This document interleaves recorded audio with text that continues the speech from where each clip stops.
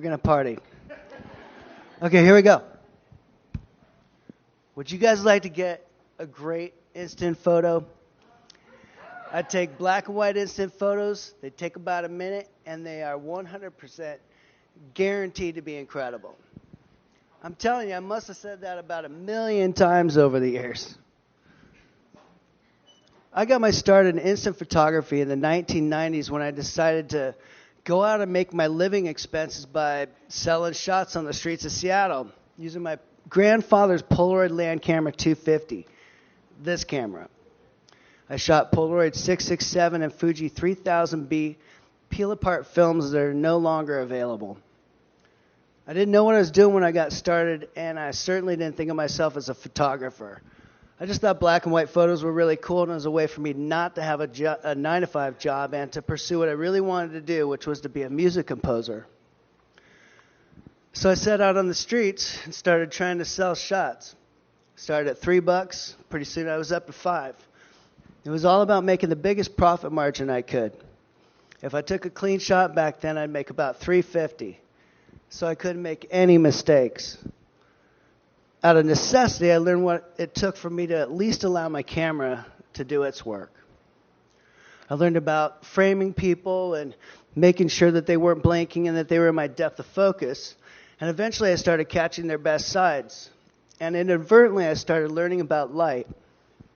I started seeing light, the best light.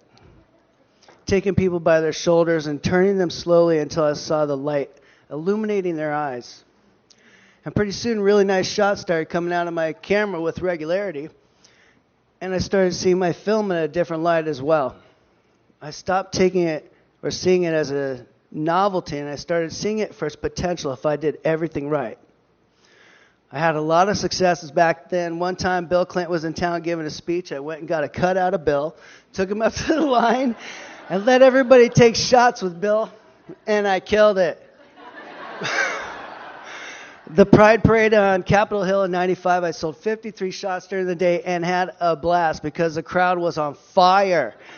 REM in the Columbia Gorge, hustling shots of tailgaters, getting a ticket to the show for $10 and making $230 of 1990s money in just a few hours. Working from the crowds from Pike Place Market to the monorail, Westlake to Space Needle, festivals, riding my bike from my office in the town storage building across the Burnside Bridge to sell shots at the waterfront and bars. I was elated when I came home from work those days. If it looked like a great place to be, I was out there shooting, and I cannot tell you how good I felt when I came home from a hard day's work, spending all that time with people, and they left with something they loved. There were so many times when people came up to me and said something like, you know, you took our picture on our very first date. Everyone in our family has it. It's on our hearth, it's on our parents' hearth, or we're married now, or our kid is 10.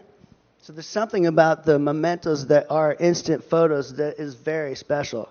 When Fuji and Polaroid went out of production, my films, I found myself experimenting with ways to reproduce the experience I had had with instant photography in ways that I might be able to get back on the street and hustle shots again. And that took me down the rabbit hole of all sorts of things. Making my own cameras, working with paper negatives, cutting paper negatives for cameras and lenses that hadn't seen light in 100 years, loading 10 cameras with paper negatives, going out shooting 10 shots, coming back and developing them in my basement, developing my own films, working with ways to create negatives, painting negatives. I would say what makes the magic of instant photography so special is what Edward Land originally came up with, the portable darkroom, in packs of 8 and then 10 shots of beautiful, superb quality film that developed in your hand in about a minute, and you could hand out right then. Hold it, get to know it, love it, take care of it, and covet it, and remember that moment in time with all of your senses.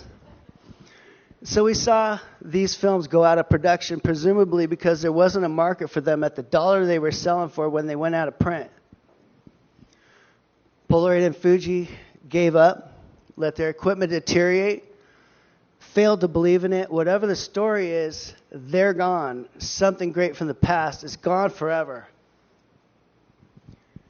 When Polaroid 667 went out of print, it broke my heart. And then I found out about Fuji 3000B, and I shot it for a while. And then I found out it was going out of production as well.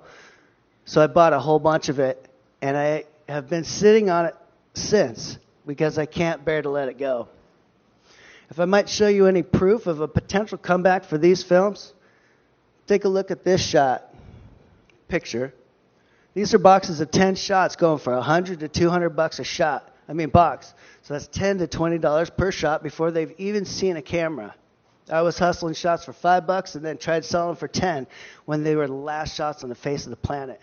Here they are, perhaps getting the respect they deserve now that they're gone.